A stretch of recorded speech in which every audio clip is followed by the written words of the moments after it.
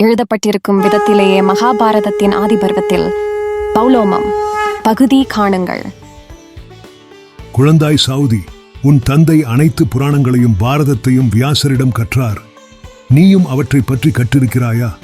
அந்த பழைய ஆவணங்களில் உள்ள சுவாரஸ்யமான கதைகளையும் விவேகமுள்ள பழைய தலைமுறை மக்களின் வரலாறுகளையும் உன் தந்தை மீண்டும் கூறும்போது நாங்கள் கேட்டோம். முதலில் நான் பிருகு குலத்தின் வரலாற்றை பற்றி அறிய விரும்புகிறேன். நீ அந்த வரலாற்றை எங்களுக்காக மறுபடியும் சொல்லிவிடு. நாங்கள் கவனமாக கேட்போம். முன்பு வியாசரின் சீடர் வைசம்பாயனர் உள்ளிட்ட என் தந்தை ரோமஹர்ஷனர் கற்றதை நானும் கற்றிருக்கிறேன். ஓ பிருகு குலத்தைச் சேர்ந்த சௌனகரே, இந்திரனாலும் தேவர்களாலும் முனிவர்களாலும் காற்றாலும் மதிக்கப்படும் பிருகு குலத்தை பற்றி கேட்பீராக. இந்த குடும்பத்தின் கதையை புராணங்களில் சொல்லப்பட்டதைப் போலச் சொல்கிறேன். பிருகு தானாகவே பிரம்மனிடமிருந்து வருணனின் வேள்வியில் சுயம்புவாக பிறந்தார். பிருகுவுக்கு சியவனன் என்ற மகன் இருந்தான். அவர் சியவனனை மிகவும் நேசித்தார். சியவனனுக்கு பிரமதி என்ற மகன் பிறந்தான். பிரமதிக்கு தேவமங்கை கிருடாசி மூலம் ருரு என்ற மகன் பிறந்தான். ருருவுக்கு பிரமத்வரை என்ற மனைவியால் சுனகன் என்ற மகன் பிறந்தான். உமது மூதாதையாரான சுனகர் தன்னை ஆன்மீகத்திற்காக அர்ப்பணித்திருந்தவர், நீதிமான், வேதத்தில் தேர்ந்தவர், உண்மையானவர், ஒழுக்கமிக்கவராக இருந்தார். ஓ சௌதியே, புகழ்பெற்ற பிருகுவின் மைந்தனுக்கு சியவனன் என்று ஏன் பெயர் சூட்டப்பட்டது? அனைத்தையும் எனக்கு சொல்வாயாக. பிருகுவுக்கு புலோமை என்ற மனைவி இருந்தார். அவளை அவர் மிகவும் நேசித்தார். அவள் சியவனனை கருவில் சுமந்து பெரிய உருவம் கொண்டிருந்தாள். அப்போது ஒரு நாள் பிருகு தன்னுடைய மனைவியை வீட்டில் விட்டுவிட்டு நீராடுவதற்காக வெளியே சென்றார். அப்பொழுது புலோமன் என்ற ஒரு ராட்சசன் பிருகுவின் இல்லத்திற்குள் வந்தான். அவன் புலோமையை பார்த்ததும், அவள் சிறியவளாக இருந்தபோது அவள் அழும்போது அவளது தந்தை, ராட்சசா, இவளை பிடித்துக்கொள் என்று விளையாட்டு காட்ட அங்கு இருந்த புலோமன் அவளை தனது மனைவியாக நினைத்து கொண்டான். இப்போது அவள் பிருகுவின் மனைவியாக இருந்தாலும் அவன் அவளை கடத்த வேண்டும் என்று முடிவு செய்து அங்கிருந்த அக்னியிடம் உரையாடினான். வேள்வியின் சாட்சியான அக்னியே, முதலில் எனக்கு மனைவியாக வரிக்கப்பட்டாள்.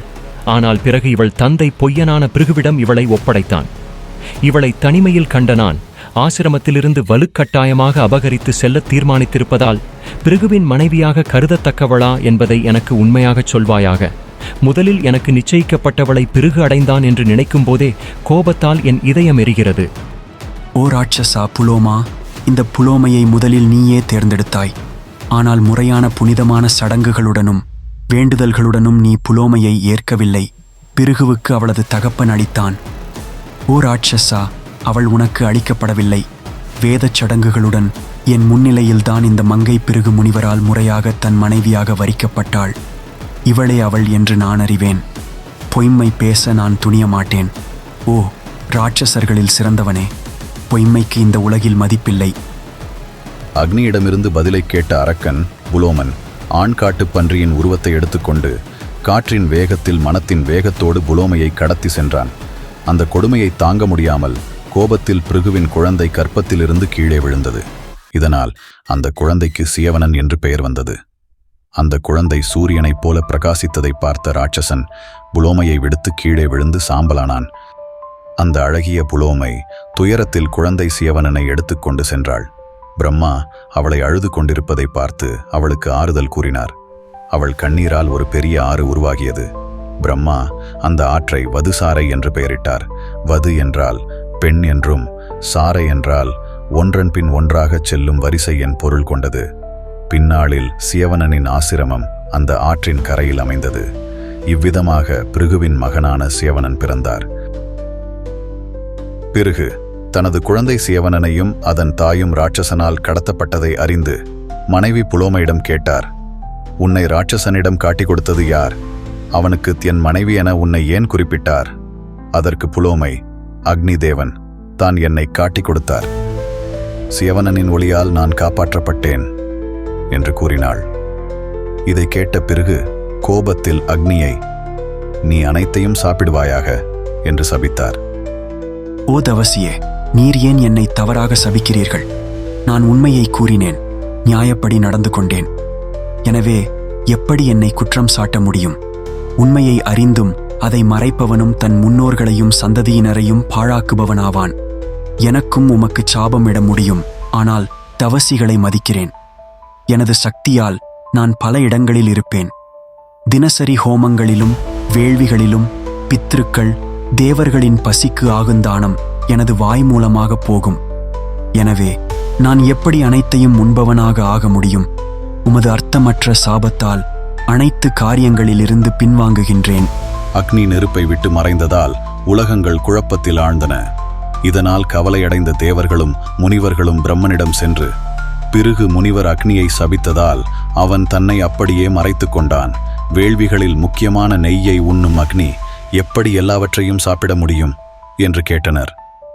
பிரம்மன் அக்னியை அழைத்து வந்து, அக்னியே, நீ 3 உலகங்களையும் பாதுகாப்பவன், வேள்விகளையும் காப்பவன். எனவே சடங்குகள் மற்றும் வேள்விகள் தடையில்லாமல் தொடரும்படி செய். உன் சாபம் எந்த விதத்திலும் தப்பாகாது. நீ உன் தழல்களால் அனைத்தையும் தூய்மையாக்குகிறாய்.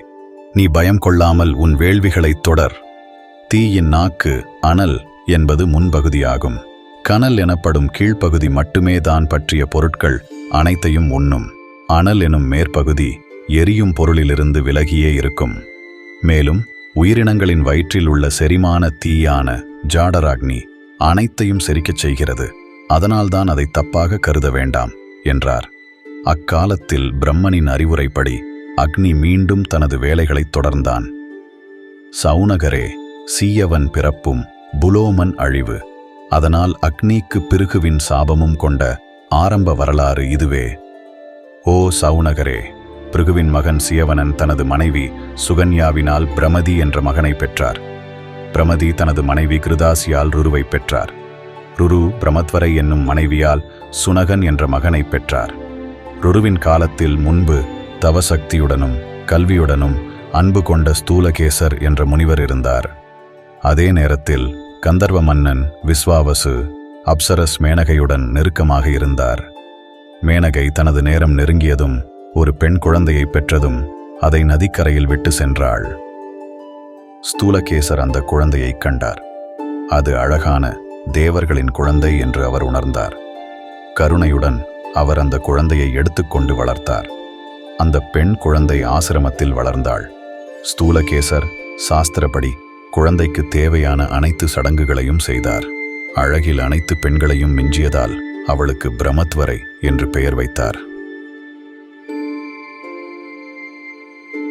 ஒரு நாள் ஸ்தூலகேசரின் ஆசிரமத்திற்கு அருகே இருந்த பிரமத்வரையைக் கண்டு ருரு தனது நண்பர்கள் மூலம் தனது தந்தை பிரமதிக்கு தன் ஆசையை அறியும்படி செய்தான். பிரமதி தனது மகனுக்காக ஸ்தூலகேசரிடம் பிரமத்வரையை கேட்டான். அவளது வளர்ப்பு தந்தை ஸ்தூலகேசர் அந்த கன்னிப்பெண் பிரமத்வரையை ருருவுக்கு நிச்சயித்துக் கொடுத்தார். திருமணம் அடுத்து வரும் பூரம் நட்சத்திரத்தில் என நிச்சயமானது. திருமணத்திற்கு சில நாட்களுக்கு முன்பு அந்த அழகான கன்னிப்பெண் மற்ற பெண்களுடன் விளையாடிக் கொண்டிருக்கும் போது வழியில் சுருண்டு கிடந்த ஒரு பாம்பை கவனியாமல் அதை மிதித்து விட்டாள். பாம்பால் கடிபட்டதும் பிரமத்வரை உணர்விழந்து தரையில் விழுந்தாள்.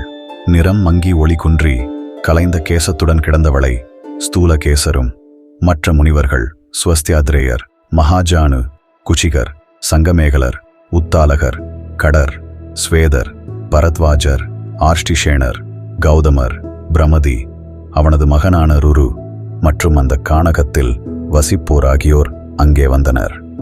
பாம்பு கடித்ததால் தரையில் உயிரற்ற சடலமாக கிடக்கும் அந்த மங்கையைக் கண்டு அனைவரும் துக்கத்தில் அழுதனர். ருரு பெரிய துக்கத்தில் ஆழ்ந்தான். காட்டிற்குள் சென்று கூச்சலிட்டு அழுதான். இதைவிட எங்களுக்கு துயரமானது எது? நான் கொடையளித்து தவம் செய்திருக்கிறேன் என்றால் அந்த புண்ணியத்தால் என் பிரியமானவளே உயிரெழுந்து வரட்டும். நான் பிறந்த நாளில் இருந்தே ஆசைகளை அடக்கி நோன்பு கடைபிடித்திருக்கிறேன் என்றால் அந்த அழகான பிரமத்வரை எழுந்துவிடட்டும் என்று கதறினார். அப்போது தேவலோக தூதர் ஒருவர் அங்கு வந்து ருருவிடம், ருருவே, நீ கூறும் வார்த்தைகள் பயனற்றவை. இவ்வுலகத்தில் ஒருவருடைய ஆயுள் முடிந்தால் அவர்கள் திரும்பி வர முடியாது. கந்தர்வரும் அப்சரசும் பெற்ற அந்த குழந்தையின் நாட்கள் முடிந்துவிட்டது. எனவே துயரத்துக்கு அடிமையாகாதே. இருப்பினும் அவளுக்கு உயிர் கொடுக்கும் வழியை தேவர்கள் முன்பே சொல்லி வைத்துள்ளனர். தர்மதிவனிடம் சென்று உனது வாழ்நாட்களில் பாதியை உனது துணைக்கு கொடுக்க சம்மதித்தால் நீ அதை செய்தால் பிரமத்வரை மீண்டும் உயிர் பெறலாம். தர்மதேவனிடம் ருரு முறையிட்டதும் ருருவின் பாதி ஆயுளைக் கொண்டு அவனுக்கு நிச்சயிக்கப்பட்டிருந்த பிரமத்வரை எழுந்திருக்கட்டும் என்றான். தர்மதேவன் மீண்டும் உயிர் பெற்று வந்தாள் பிரமத்வரை.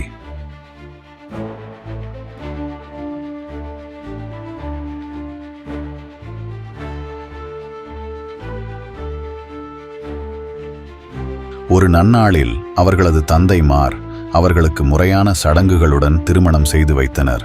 தம்பதியினர் ஒருவருக்கொருவர் அன்புடன் பரஸ்பரம் விட்டுக் கொடுத்து வாழ்ந்து வந்தனர். இருப்பினும் ருரு பாம்புகளைப் பற்றிய வெறுப்பின் காரணமாக பாம்புகளை அழிப்பதற்கு உறுதியெடுத்தான். எப்போது பாம்பைக் கண்டாலும் அவன் அந்த பாம்பை கொன்று வந்தான்.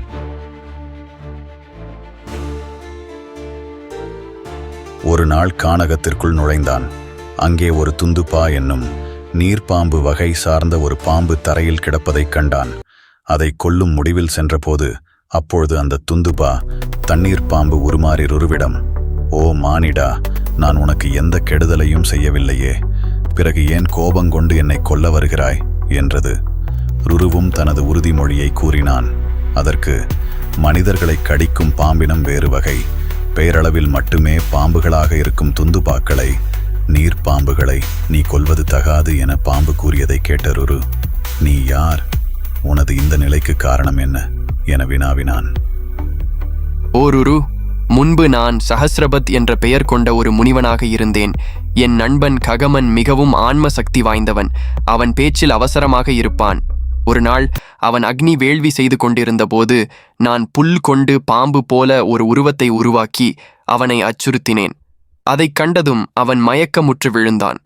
உணர்வு திரும்பியவுடன் அவன் கோபமாக, 'நீ என்னை பொய்ப்பாம்பை காட்டி அச்சுறுத்தினாய். ஆகவே நீ நஞ்சில்லா பாம்பாக ஆக வேண்டும்' என்று சபித்தான். அவன் தவசக்தி தெரிந்ததால் நான் கைகூப்பி, 'நண்பா, விளையாட்டுக்காகவே இதைச் செய்தேன். மன்னித்து உன் சாபத்தை திரும்பப் பெறுங்கள்' என்று வேண்டினேன். ககமன் சற்றே சாந்தனாகி, 'நான் சொன்னது நடந்தே தீரும். ருரு என்ற பிரமதியின் மகன் உன் முன் வரும்போது உனது சாபம் நீங்கும் என சாப விமோசனம் கொடுத்தார். நீயே அந்த ருரு. எனது சுய உருவத்தை அடைந்தபின் உனக்கு ஒரு நல்ல செய்தியை சொல்வேன். ஓ ருருவே, நான் சொல்வதை கேள். படைத்தவற்றில் முதன்மையானவனே, மனிதர்களுக்கு உயர்ந்த அறம் கொல்லாமையே, எந்த உயிரினத்தின் உயிரையும் எடுக்கக்கூடாது. இதுவே வேதங்களின் மிக முக்கியமான விதி. வேதங்களையும் வேதாங்கங்களையும் நன்றாக அறிந்து உயிரினங்களுக்கு கடவுள் நம்பிக்கையை ஏற்படுத்த வேண்டும். வேதங்களைப் போன்று எல்லா உயிர்களுக்கும் நல்லது நினைப்பதும் உண்மையாயிருப்பதும் மன்னிப்பதும் அறம் கொண்ட கடமையாகும். கடுமையாக நடந்து கொள்வது, செங்கோலுடன் அதிகாரம் செய்வது, குடிமக்களை முறையாக ஆள்வது ஆகியவை க்ஷத்திரியனின் கடமைகள். ஓருருவே, முன்பு ஜனமேஜயன் பாம்புகளை அழிக்க ஒரு யாகம் செய்தபோது பாம்புகள் ஏன் சாபமும் ஆஸ்திகரால் அதில் எப்படி விடுதலையும் பெற்றது என்பதை தெரிந்து கொள். ஓதியே, முனிவர் சஹஸ்ரபத்வால் தூண்டப்பட்ட ருருவைப் போல் ஆஸ்திகர் வரலாறு அறிய ஆர்வமாக உள்ளோம். முழுமையாக கூறும். ஓ சாவுனகரே, தனது தந்தை பிரமதியிடம் ருரு அறிந்து கொண்ட விடயங்களான பாம்புகள் சாபம் பெற்ற காரணம், மன்னன் ஜன்னமேஜயனின் பாம்பு வேள்வியில் ஆஸ்திகர் செய்தது என அனைத்தும் வைசம்பாயனார் கூறியதைப் போலவே உற்சாகமாக கூறுகிறேன். ஆஸ்திக பர்வத்தை கேட்பீராக. சிறு குறிப்பு: சாவுனகர் கேட்ட பிருகு வம்ச வரலாறு. பிருகு வம்சாவளிகள்: சீயவன் பிறப்பு, ராட்சாசன் புலோமன் அழிவு, வதுசாரை உற்பத்தி, அக்னிக்கு சாபமிட்ட பிருகு, பிரமத்வரை பிறப்பு, ருருவின் தியாகம், ருருவின் உறுதிமொழி, தந்துபா சஹஸ்ரபத் அறிவுரை. பௌலோமம் பகுதி முற்றும். பிரதிவாரம் வெள்ளிக்கிழமை வெளியாகும். ஆஸ்திக பகுதியில் சந்திப்போம். ஆதரிப்பீர். ஓம் 8 சேனல்.